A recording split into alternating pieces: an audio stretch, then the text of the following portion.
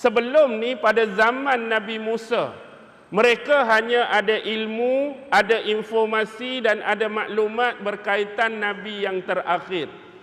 Tapi Allah tak bagi peluang kepada mereka face to face dengan Nabi Muhammad. Sebab apa? Timeline, garis masa yang terlampau jauh. Zaman Nabi Musa nak sampai zaman diutus dan dibangkit Nabi Muhammad ribuan tahun lagi. Jadi mereka ada apa kelebihan? Menerusi kitab Taurat, kitab wahyu daripada Allah, mereka dah tahu ciri-ciri dan sifat dia. Tapi peluang untuk bersemuka tak mungkin.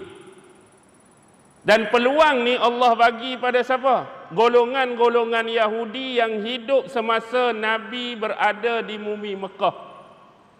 Nabi diutus di Mekah, Nabi bangkit di Mekah, Nabi berdakwah di Mekah. Allah bagi the golden chance, peluang keemasan yang terakhir untuk mereka beriman pada Nabi yang terakhir. Di Yasrib, tempat satu masa yang Nabi akan berpindah ni, ada Yahudi Bani Quraizah, ada Yahudi Bani Nadir, ada Yahudi Bani Qainuqa dan kelompok-kelompok Yahudi kecil yang lain. Allah takdirkan mereka hidup pada zaman Nabi Muhammad. Bermakna Allah bagi peluang pada mereka bersemuka dengan Nabi. Takdir Allah, Nabi berhijrah dari Mekah ke Madinah. Di sini Allah beri peluang pada mereka.